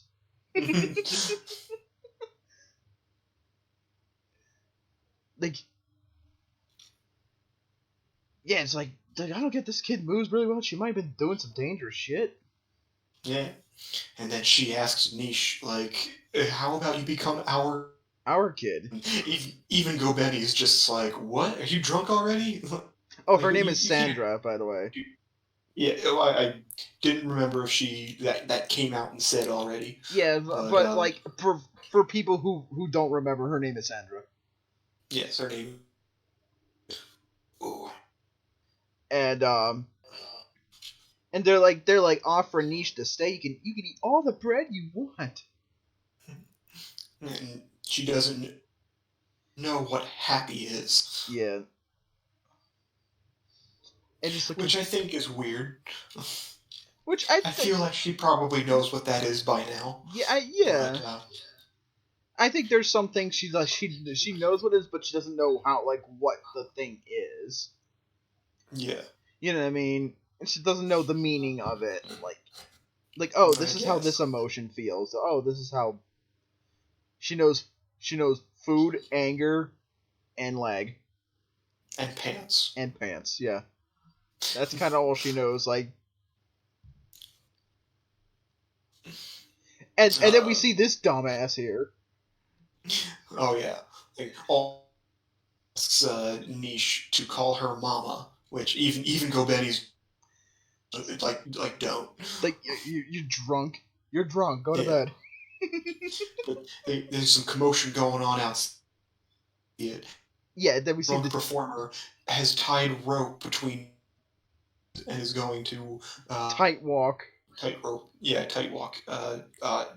Show. And he basically says like, "Oh, his name is Pizarro." Oh yeah, the drunken performer Pizarro. Yeah. I do like that. Like, even just like the one shot characters they made, they actually give them names in this manga. Yeah, give them I don't know about like character arc, but they make them do things. Yeah, they're not. This guy will ever show up again. They're not just they're not just random NPCs. You know. Yeah. I do like how he's walking across the tightrope and he's got like an umbrella and. He's like, "I'm not gonna outdo you, Miss Fairy." Yeah, he's wobbling and he's just like, "I'm not gonna lose to you, fair who's who don't wear pants." Yeah. I guess he's walking across the tightrope whistling. I guess that's like what. Yeah. But yeah, and everyone's just like he's like when people get drunk they start doing riskier things, and he's really high up. And look at Lag. I just love that. Like, you're drinking alcohol. Yeah, and then they say it's like, "Oh, who's that kid over there?" And you see Lag on top of the building. He's like, "Hey, mister, you shouldn't be doing this." He's like, "No, get me down." Yeah, he's freaking out. But it's fun. It's funny though. Lag fights these giant kaiju with no problem, no scaredness. But when he's on a building, he's fallen from higher places than this, and he's getting all scared. I think he's more. But I'm thinking he's more scared for Pizarro than himself. That could possibly be it. I think he's just afraid of heights. That's just in general. Yeah, that too.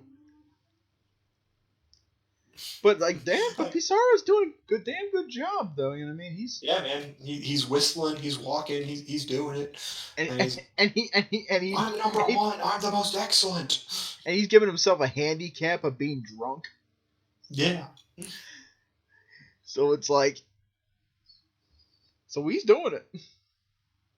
Yeah. And then the one... Go Benny's, like, talking to Lag about how it's like, is that a bee? Him before. Like, I've never seen him before. And then the fucking rope... apparently just... yeah, the thing that he tied it to just fucking explodes.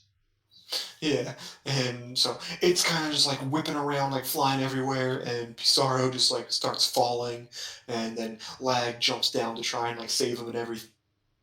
Like Pizarro like grabs onto the rope, but like slides down it, gets bad rope burn on his hand. Yeah. And as he's falling, he's just like, "Oh God, I'm falling now. I'm gonna die." But Lag man onto us, grab him, and like he's like, reel in the rope. I'm gonna grab you. This is 2 for 2 now. Apparently, in the world of Amber Ground, made out of titanium, and like, yeah, I know what you mean. It's like things break really easy, or the things that should be breaking don't break. Yeah. I'm telling you right now, kids at home, if you're falling off of a building, don't grab a scarf. That's to help you. Yeah. You'd probably be choking that person for a bit, and then they'll be going down for a long time. Yeah. And then you're up. But so Lag's trying to help this guy, and he's freaking out because he's starting to sober up and realize, oh crap, I'm gonna die. Yeah. He literally woke up like, wait, I was drunk, now I'm not drunk. Holy shit, I'm gonna die. Even Go Benny's just like, all right, everyone, let's go over. If they fall, we gotta catch them. Yeah, this is bad. Pizarro's like, yeah, he's even like, this is bad. Pizarro's sobering up. Yeah. Like he even knows, like, God damn it, if he sobers up, we're in big trouble. For Tuesday with this man, he just won't stop. Like, his master's in trouble. Like, what about his dingo? What the hell is this kid's dingo doing? And all of a sudden, the pants start flying in the air. They fly out of Lag's chest, and are just like flying and jumps straight into them. And I did like this because I thought, like, I imagined like something out of like Gurren Lagann or like Gundam. Yeah, just like kind of like a combination scene where it's 3 panels long. You see the pants and you see Niche like falling, and then she's closer, and then she slips just like straight into them. Yeah, and it's like pants achieved. Yeah. I'm waiting for the opening of Gurren Lagann. It's like yeah, right. No. But you also see, like, as she's falling, like, stakes above her, and then, like, when she slips into the pants, a stake lands directly on her head. Combination transformation sequence. They tied. Yeah, exactly. And Lag's like, and Pizarro's like, don't fucking let go. Yeah, you see, like, Lag left and starts falling, and Pizarro's just like, no, what are you doing?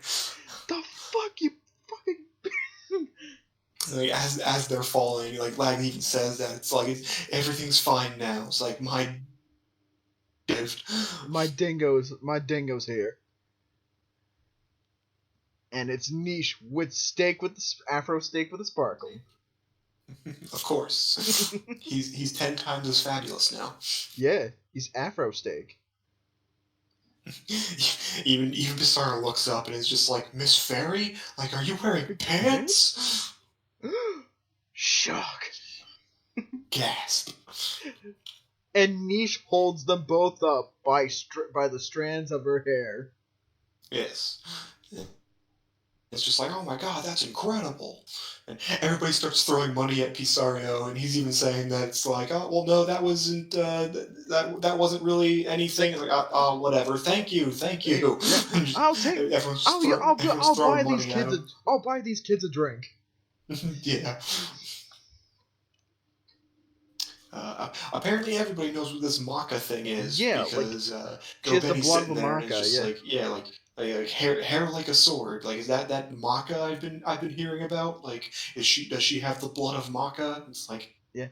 Yeah, what is everybody, this? what What? is this manga thing? Is it a demon? Is it like, are they like a race of half demon, half human things? Like, I want to know. I actually truly want to know, and it's been years since I read this, so I don't remember. Yeah, maybe when they go to meet the reverse people and they have the Maka in a cage or something. I don't know. Or maybe one of them is a Maka. Who knows? Maybe Maka is the government conspiracy that's going on. Who knows? Yeah.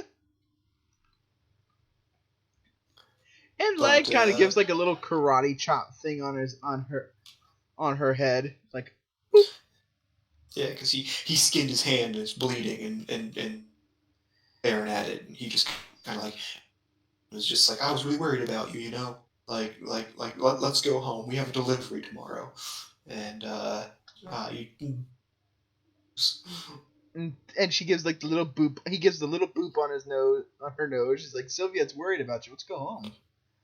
yeah, and then he starts licking the blood on his hand. And he's not again. Not again. And she's like, but if I lick it, it heals. Like, that's how that works. And it was just like, I see. So, and I even, what's this hairy thing? Oh, is that steak? Did you try to eat steak again? Bit niche. And then we see a kind of cute shot of Lag holding on the niche and Steak kind of looking at Lag, just like, Yep. You don't know the horrors I've been through. Even look at me. Look how fabulous I am. Look at me. I can out fabulous Fabio. No one can out fabulous Fabio. You take that back, sir. No, I think Steak can out fabulous Fabio. I don't know. It might end in a tie, if anything. Yeah. Well, but no, Steak is the king of steaks. This is true. Or he could be the prince, the prince of steak. He's the prince of steaks. Come on. But anyways, and then we find out everybody knows this is Lag Seeing. Everybody knows who Lag Seeing is. Yes. Well, it's like, was Lag Seeing? Like, yeah. And then he says that like Gaucher used. He has Gaucher's gun, and that guy, you must be something. If Gaucher trusted this to you, yeah. And he said that like he makes some adjustments for it because it. He's the one who built it. Like, I mean, yeah. Make some adjustment, make it easier for Lag to use, and even I guess Go Benny. Like, it's a real shame that he lost his heart. Yeah. And even Go Benny kind of knows. It seems like Go Benny kind of knows something too that he's kind of hiding from Lag in the audience here. You know what I mean? I guess the rumor is getting around that Gaucher is that's why Gaucher found it. His heart. I guess that's the official released statement of what happened to him. But yeah, but like that's the bees are hiding and everything. The government's kind of yeah. So he but Go Benny gives Lag a special bullet. A special bullet that actually could make his it's called a letter bullet. Yeah. Paper, and you write a letter, press it to somebody, and then it like shoots them, and it's a bullet for conveying your heart to another person, which guarantee anybody, but maybe it'll get through to Gaucher. Yeah, that's like that. I can't wait for that thing to be used. Yeah, I'm curious how that works. Yeah. And like our weapon shop isn't that busy. So he even goes on like, look, our weapon shop's not that busy. Like, you can stop by whenever we want. And I do I like wonder about this little this of picture.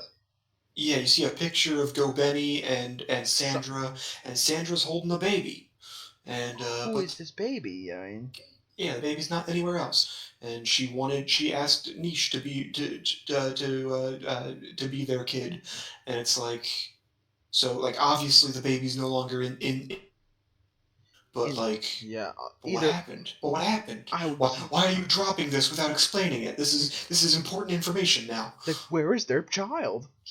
Yes. Yeah, like, and like this cute little cute little scene of where Niche calls Sandra mama. Yeah, like they start leaving, and Niche calls back to him saying that the bread was really tasty and that she was happy, and then she calls her Sandra Mama. All happy. And like, and then we cut back to Sylvia. She's like, man, Zaji ate everything but the soup. Brought back bread. What's wrong with you? Yeah. And you get a shot of the ground. Like he turns to see what's going on, and you see Lag and Niche passed out on the floor in front of the door. Everybody's passed out. Niche and Steak's wrapped up in Niche's hair. Like it's my blanket. It's nice and warm in here now. And then they say, good work on your delivery. And that is the end of Volume 5. So, Matt. So, Kyle. How was Volume 5 for you? I did enjoy it. I liked everything up to the last. Like the chapter 18, like isn't bad or anything. I just it felt like it was just Niche going through like this life crisis thing where she like thinks she's a failure and everything. Yeah. I did. Then Lag has to bring the pants back to her and everything. It was fun. It was lighthearted comedy a bit. You know, like it had its moments. It did get a laugh out of me, but it's just one of those things. Especially with Steak and Niche, they're saluting before he goes into the oven. Yeah, like it was harder than everything else, but those things I feel like it really didn't need to be a chapter. Like it was not really. It could have been a part of a chapter instead of its own separate chapter. Yeah, like it was just kind of like there's no character development. Like everything that happens has already happened before. And it's just like I don't know. But I guess it builds a little bit more on Go Benny's story because like now we know Go Benny and Sandra had a child at one point, but so yeah, it's mostly just like side character stuff than anything else. Yeah. But the rest of the volume was fine. Like we got to see the conclusion of Hunt and Sarah's kind of arc. Yeah, and that's all fine. Like I really like Hunt and Sarah as well. I mean, Sarah hasn't really done anything to get my interest, but Hunt, I'm curious about. Like I wonder if Dr. Thunder if Dr. is going to like remove those claws from him, or if it's going to make it able so that he can actually use them like real hands. Like I'm curious. But I wonder if they'll become bees. Who knows? But yeah, that would be interesting if they did become bees. Yeah, though. Like if Sarah became a bee and a Hunt was her dingo, like that'd be kind of cool. That would be cool, yeah. But, and like I'm waiting for Shards of Asshole guy to come back. Yeah, I want to see his deal. I want to see what a Cobra dingo can do. But and that kid kid drop was Go Benny's kid. Go Benny's kid drop type of thing. Yeah, I want to see like what happened. I'm assuming he's either dead or he's going to be like some kind of like he disappeared or he grew up, became a bee, and went on his own adventure, or just didn't become a be, but still on his own doing kind of something. thing. But, Or like, well, I don't know Yeah. because Maybe. like I don't know about Gobani, but Sandra doesn't look that old. You know what I mean? Yeah, true. So it's like we don't know if the kid's either dead or grown up or what. Maybe the kid's Jiggy Pepper. That would be hilarious, but That would be a twist. that would be. But yeah, I did really like Or he's thing Stark's with asshole guy. Ooh, there we go. That's why he became an asshole, because his parents own a bakery. I don't know, but yeah, the whole thing with the reveal that Gaucher's still alive, and Rhoda is either turned into a human or Or an is imposter. some kind of imposter pretending to be Rhoda or something. Whatever the deal with that is, I'm curious to see where that goes. Yeah, I want to know too. Because I gotta say, like, I expected the whole thing where it was I expected Gaucher to be like, I don't know, captured by Reverse or like by the government or something. But from what I'm seeing, it And so like technically, that was gonna be where the plot went. I didn't really expect him to be the bad guy kind of thing. yeah. Like to join Reverse or whatever. Or technically, he was taken by Reverse by I guess because of his amnesia. You know what I mean? It wasn't completely willingly type of thing, you know? Yeah. It wasn't completely willing, but it wasn't completely taken either. So I wonder if Rhoda's the only one that remembers things. I'm wondering if she's just going along with Gaucher. I mean, yeah, could be. But yeah, I think Volume 5 is a good one, but I mean, we're gonna see how the story keeps on. Where I'm still looking forward to this. This manga is one of our favorites currently. In this podcast to see how we see it. Yeah, I gotta say, I've been saying it from the beginning, but it's like I did not expect this to be. I mean, didn't expect it to be this good. You expect it to be good, but not as good as you were thinking. Yeah, like this is a lot more interesting, a lot more better than I expected it to be, and like I said, like I'm not really much for like gag kind of stuff, so like even when the like chapter 18 feels like it's it's meant to be more funny than anything else. Yeah. And serious moments, but because there's a lot of cheese. Because there's chapter 18. There's a lot of cheese factor, a lot of jokes. Yeah. It's a lot of it's meant to get laughs and whatnot. Yeah, Pizarro is probably one of the greatest NPC characters. Yeah. Because I will admit this manga does with their NPCs. It's not like with Berserk or like Blazer Drive where it's like their NPCs are just there. They might get an occasional what the hell is that? Like, what are you doing, man? Type deal. Yeah. But these NPCs are actually oh, these guys actually have names for the most part, and these guys have a potential of coming back at some point, because they're in this town, so I mean, there's potential for them. So it's it's a lot more interesting what they take with the characters. They actually have character. Yeah. Maybe not they're gonna do anything super important or crazy, but they might actually do something. Yeah. Let's end this now before Sylviette makes us eat that soup. Oh God forbid. Yeah. And I swear I think she enjoys when people gag on her horrible soup.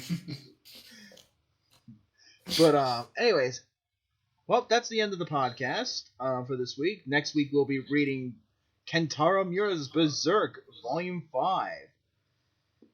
And I can't wait for that. Can't wait for that. We're gonna have fun with that. And stay tuned for maybe a mini. And yeah. I will leave the links in the description where you can go purchase and read the manga legally. And yeah, that's it. Goodbye. See ya.